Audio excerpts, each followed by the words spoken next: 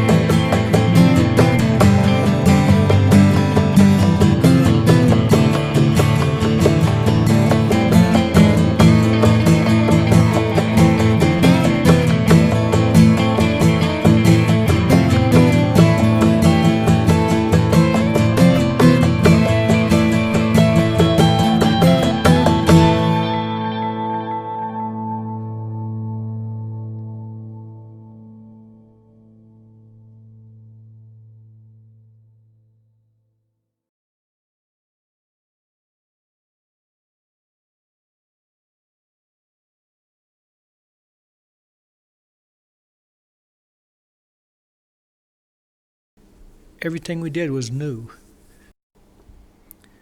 We used over 5,000 pop rivets and 20 tubes of glue to put the skin on.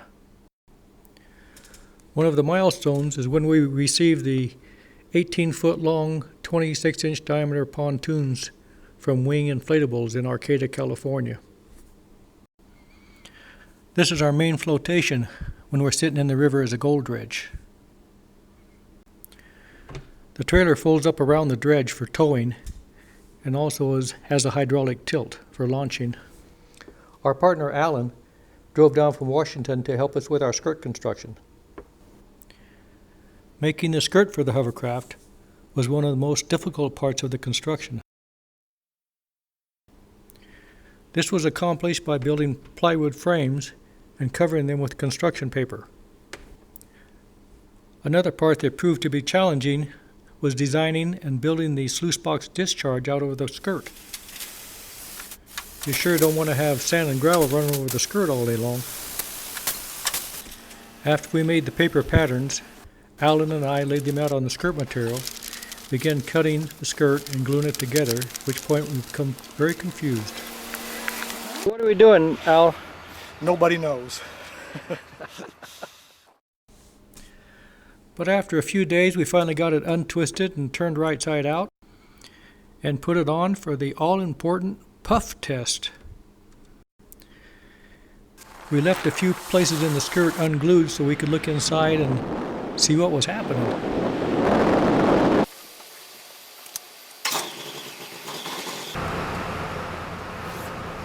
Well, it's finally finished, so let's take it to Alaska. 8 days and 3,000 miles later, we finally arrived in Alaska. Part of that 8 days was spent in Oregon when we lost the 2 left wheels on the hovercraft trailer coming down a hill in I-5. We were coming down this long grade in Oregon, and I felt this bump. And I said, "Hey Randy, you feel a bump?" He says, "No, I didn't feel anything." I said, "Well, I think we might have a blowout or something. I'm going to pull over at the first off-ramp."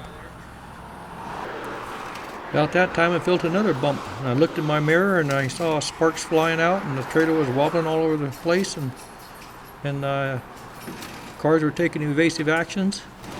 I finally got it under control and pulled over as close as I could to the fence, and told Ryan to jump out and see if we have a blowout or something. He came back and said, "Nope, no blowout, no tires or wheels." Missing a couple of tires. One came off and tore the other off. I guess, I don't know what happened. Just about every gold dredger we've ever met would love to have a hovercraft. I was hoping to get me one of them built this year, but it didn't work out. Oh shoot.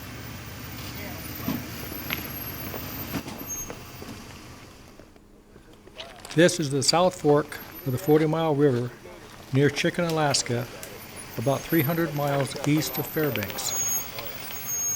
He's good. Oh yeah. This hovercraft gold dredge is 24 foot long and 15 feet wide on cushion. With the water pumps, transmissions, sluice box, air compressor, 10-inch hose, weight belts, wetsuits, and 3 people, plus all the other miscellaneous gear, the total weight is about 5,000 pounds. After arriving at the river, it takes us about 3 hours to get the hovercraft prepared to launch. When we launch, these guide boards keep the hovercraft from sliding off the side of the trailer in case the trailer happens to be on a little bit of a slant.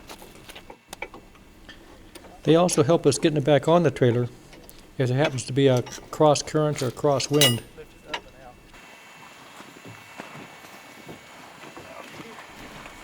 When we fold down the sides of the hover dredge, it's 12.5 feet wide.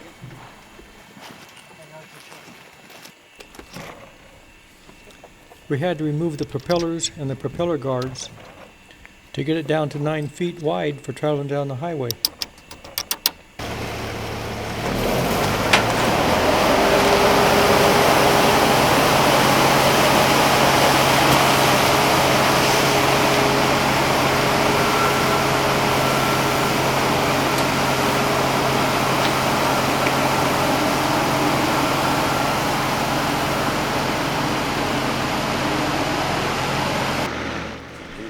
After we launched, I didn't waste any time pushing those throttles up. I wanted to feel that 500 pounds of thrust.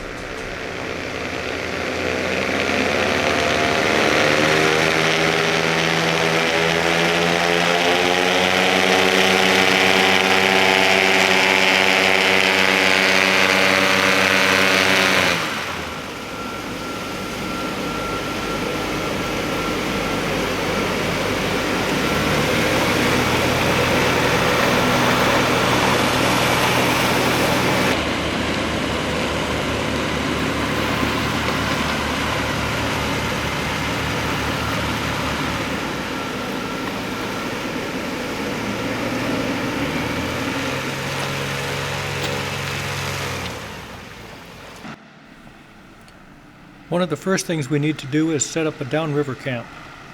We use the 14-foot hovercraft to do this because it's more economical and easier to maneuver. There's a lot of wind out there today. Makes landing a little bit tricky.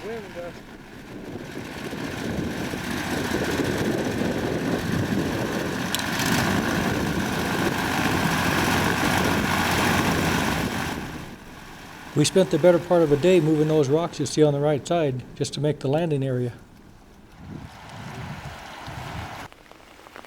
Our next scary moment was right at the start of the season when it rained about 3 days straight and the water started coming up like crazy. So Randy and Alan are out there pinning off trees as they go by, and we're tied and cabled into the bank as close as we can.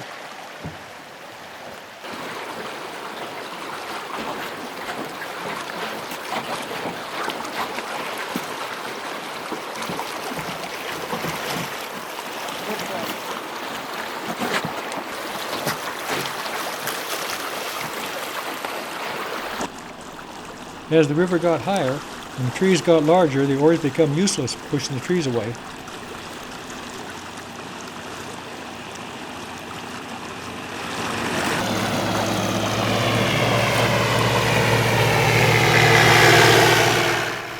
We couldn't see what was around the corner, so I decided to take the hovercraft up and take a look. And what I saw, it didn't look good.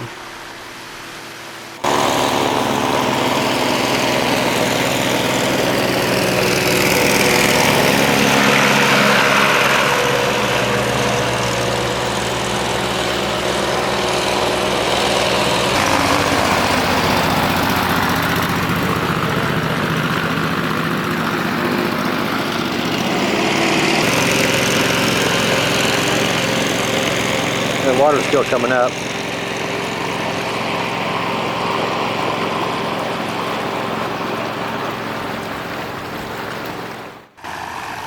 Alan and I decided to go upstream and look for a safer area to move to. As soon as I took off, I ran over a snag to split the skirt, but I didn't know how bad. I was afraid if it opened up all the way, we'd take a nosedive. But Randy kept waving me on, so we just kept on going.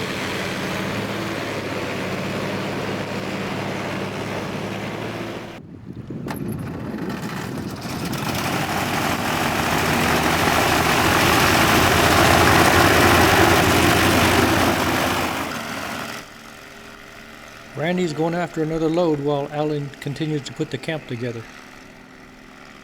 I think it took us 6 loads to bring the camp down, about 450 pounds a load. And each load was a 3-hour round trip. This is how you make a camp. Kind of looks like the picture. Put the top on upside down. Upside down. Randy was reading the instructions, but he didn't have his glasses on. Yeah, well, the page was over. If you're coming down the river with a fully loaded hovercraft and you get a tear in the skirt, what you do is hop out with a handful of safety pins, pin up the skirt, and that'll get you back to camp where you can get some help. As you can see, this isn't exactly the first time we had to repair the skirt.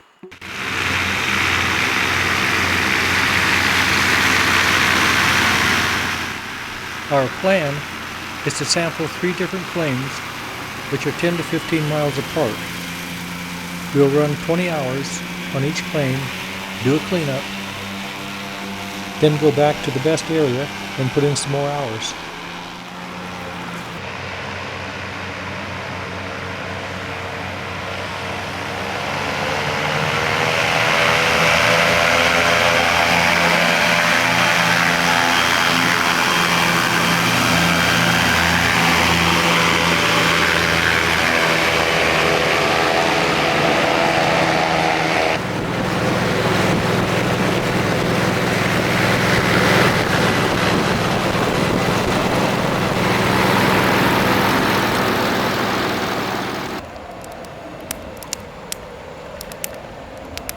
Little campfire going. My brother says, "Hey Wes, there's a moose crossing down the stream."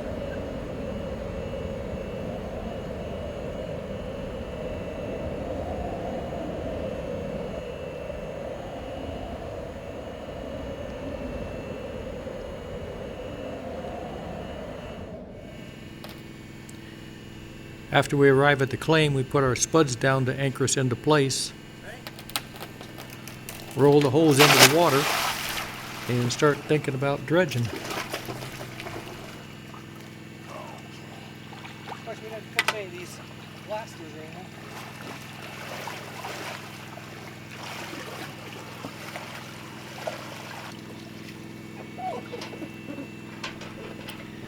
We have the jet tube hooked to a winch so that we can lower it down when we get to where we're going to dredge.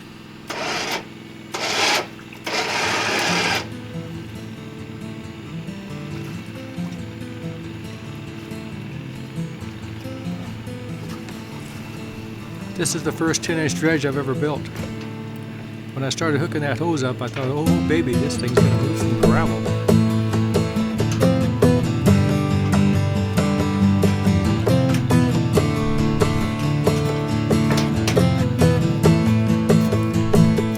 When hovercraft, the pump intakes are blocked up. So now my brother is taking the blocks out, sliding the pump intakes into the water. As soon as we move the air compressor to the front and get it running, we'll be ready to start dredging.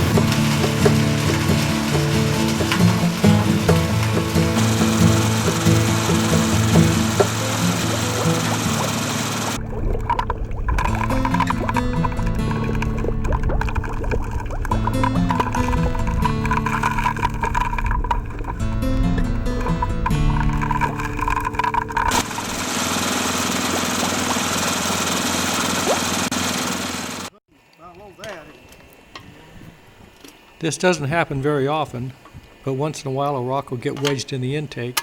It won't go up and it won't come back out, so we have to help it make up its mind.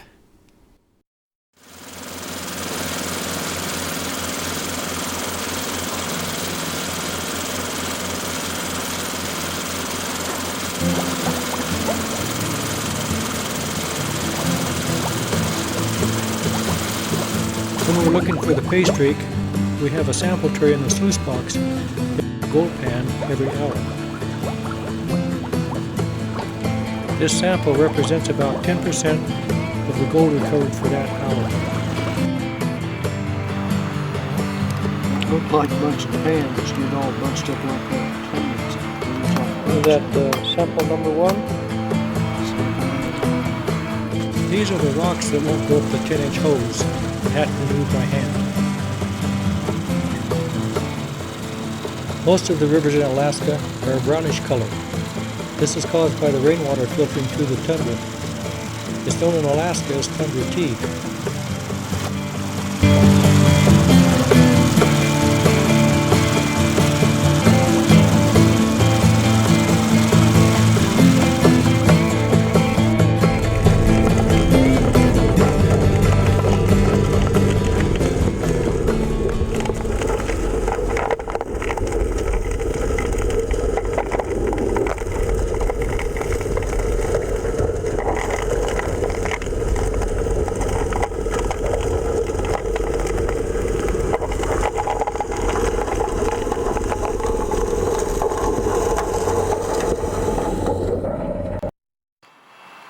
Well, we're drying out a 1-hour sample here. There's the sample number 2. Now that's starting to look a little bit better.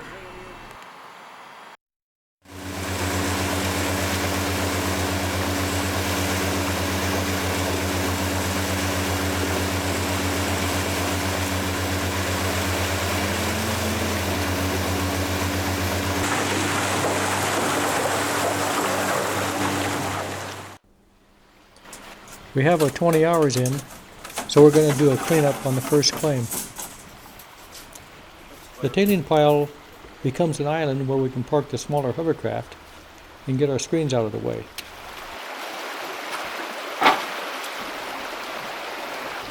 After we take out the screens, we fill our cleanup tub about half full of water.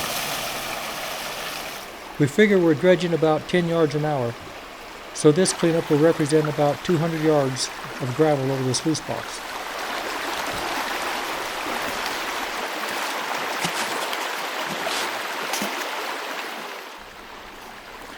Randy and Alan roll up the rugs and then play rub-a-dub-dub in the cleanup tub. We have to really rinse that rug because those gold pieces just bury themselves down deep and they don't want to come out. You've got to get them out of there. We found it's important to fold all the rugs the same way because not only do they each one have a top and bottom, but each one has a different position in the sluice box.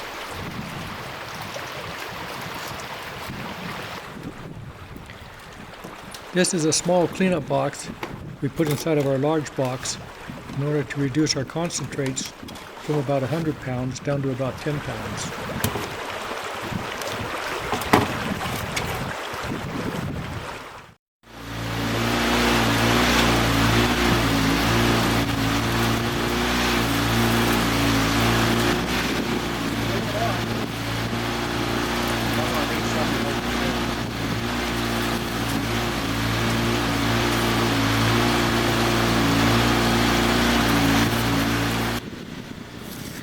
It takes about 20 minutes to spoon the concentrate from the main box into the cleanup box.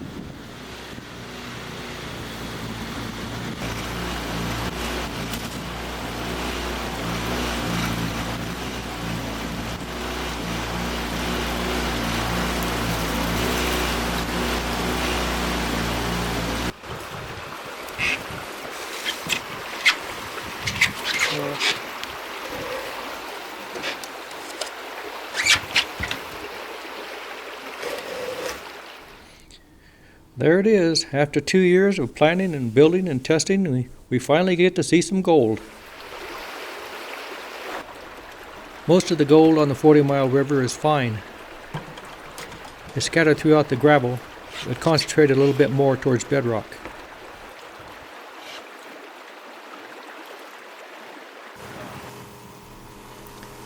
A friend of ours let us use his large gold spiral concentrating wheel. It really worked well separating this extremely fine gold from the black sand.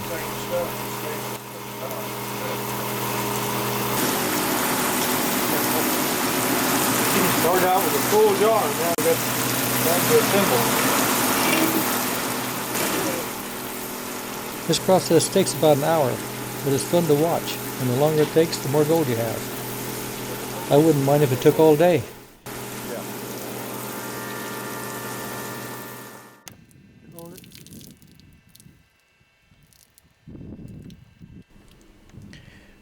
This is the gold we recovered from a 20-hour run on the first claim we tested.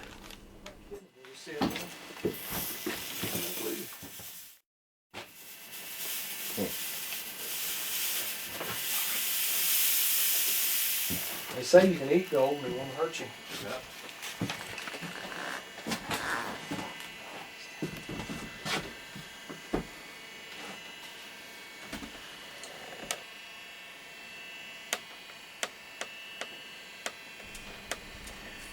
Just a little under 6 ounces. Pretty encouraging for our first test. Let's see what happens on the next ones.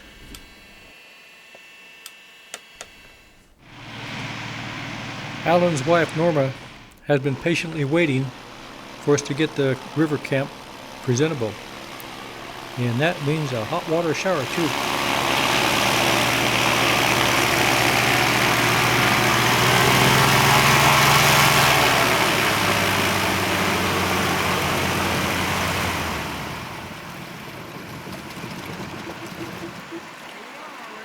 You made it. Before supper too.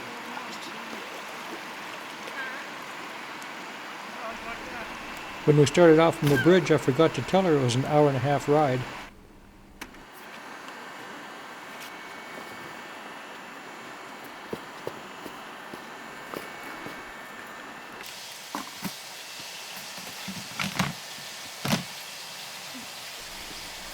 It only takes Norma a split second to see that everything's in the wrong place.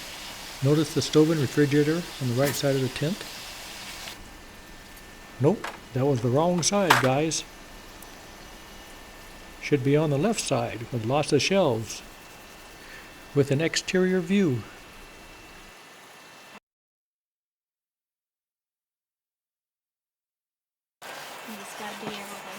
First dinner for 4 of us down here at the Town River Camp. Champagne's good. Boomtown.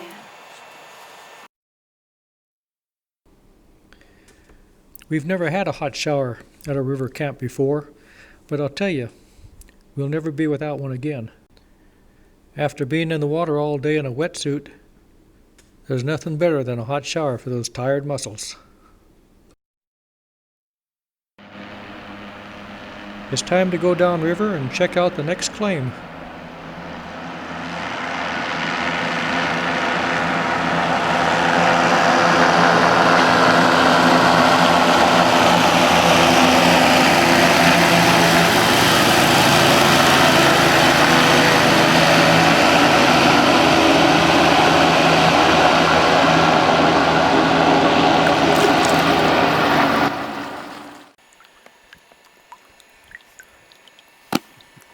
Yep, we were cruising along down the river here, and we caught a rock that ripped about a 3-foot wide by 8-foot long tear in our skirt, all the way down about where that vacuum cleaner is. So far we've managed to use the pontoons inside to use them as lift bags. We've got some cartons underneath. We've got the rear end up high enough we think we can get inside and patch the skirt. It's going to take a few hours.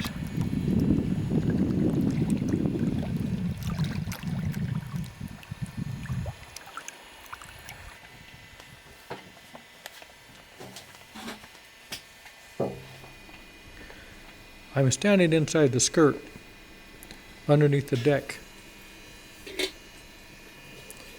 We could only manage to get about 1 foot of the skirt out of the water at a time. So I had to glue strips on 1 foot long and finally work my way out of the skirt.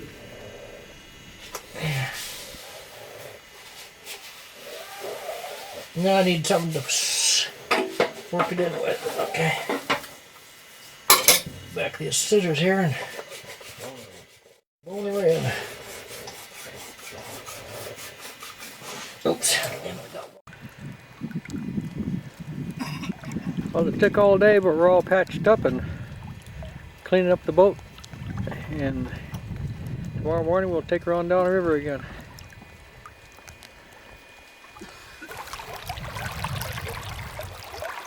Here's a picture of the ugly little rock that's sliced our skirt. Yeah, you can see our mark still on it. Broke some of the Sharp as a razor blade.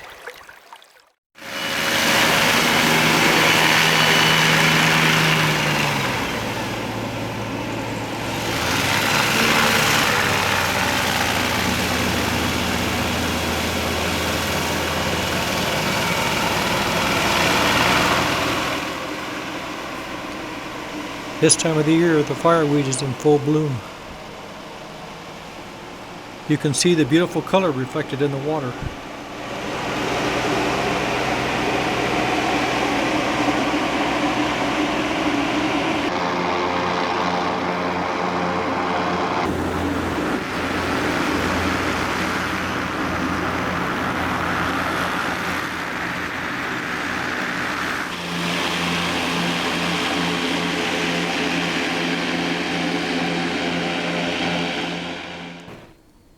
Our scariest moment is when I lost control of the hovercraft by giving it too much throttle going into a corner.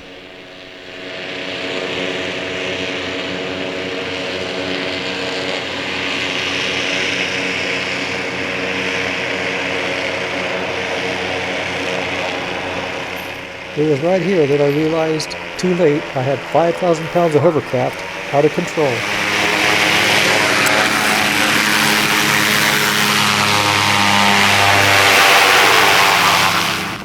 Luckily, my brother jumped out of the way in time, or this could have been a tragic accident.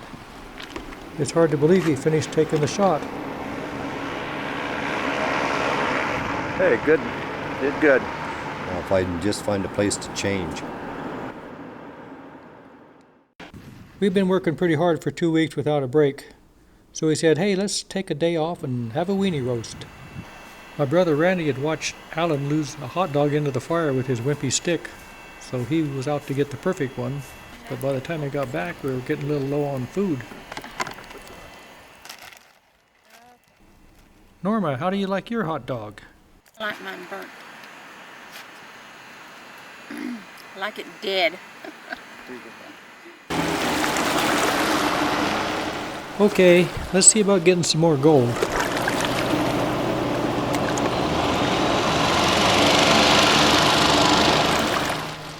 We saw a place over on the left side that looked like it'd be a good place for the gold to drop out. So we decided to go over there and take our sample.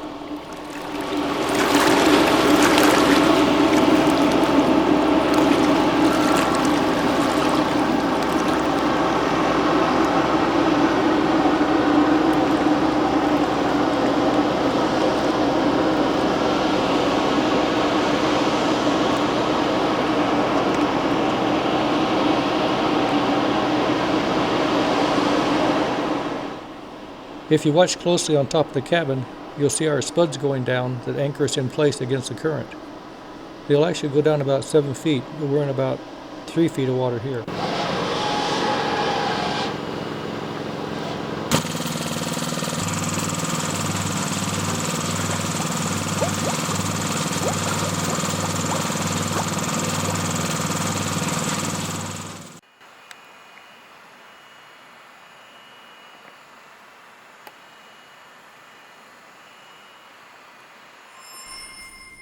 Yeah, now we're starting to get a few little chunkies in the sample tray. This is a little more what we're looking for.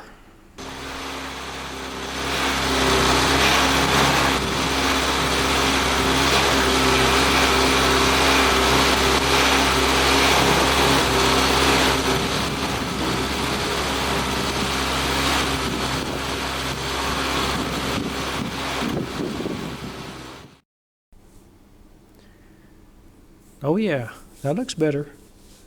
See that nice little nugget up in the corner there? The gold is bigger too.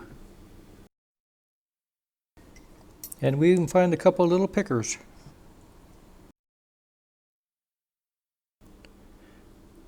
Since this gold was coarser, we just panned it out in the pan. We didn't need the spiral wheel. The second claim looks better. It weighs out at 8 3/4 ounces. The last claim we're going to check out is down below some gnarly rapids. So we took down the small hovercraft to make sure there was a space wide enough to bring down the hover dredge.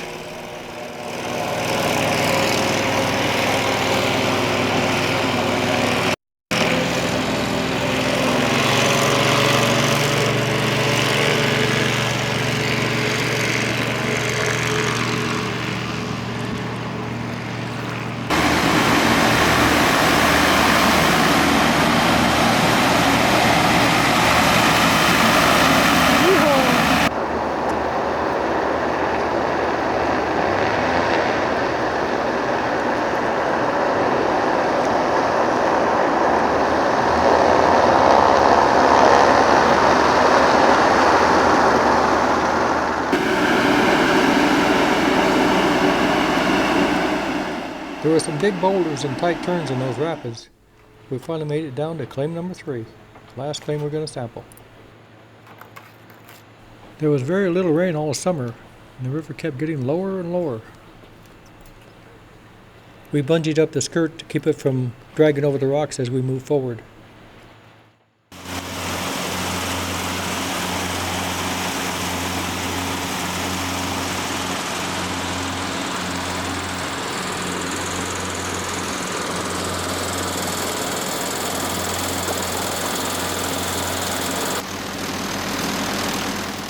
Randy stays pretty busy monitoring a host of gauges. One of the things that's important is keeping the sluice box and dredge level. He also keeps the pump RPM synchronized and compares that with the pump vacuum and the pump pressure. He also keeps track of how many hours are on the sluice box, how long the divers are down, and a lot of other stuff that only he can remember.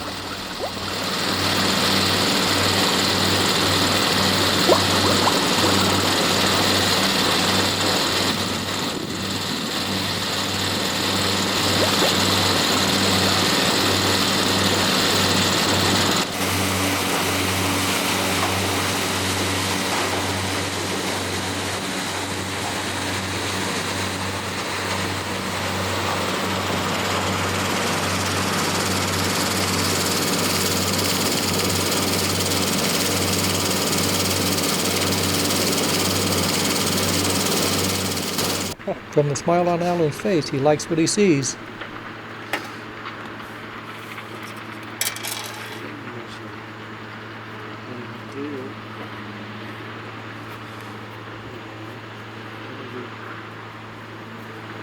Looks like somebody's hand pointing.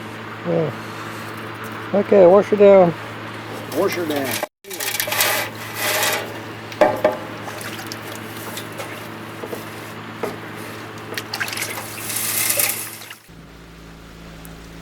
Here we're trying something a little bit different. After we ran the cleanup box, we put our sample tray in the cleanup box. We then reran the concentrates to reduce the amount of black sand.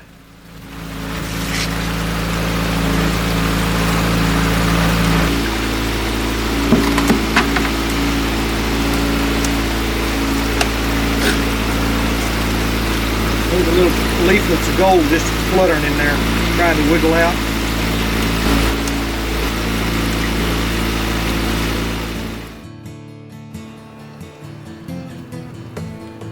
This reduced the concentrates down to about 2 or 3 pounds, and that way it was a lot easier to pan out. This turned out to be the best claim, so this is where we spent the next 2 weeks.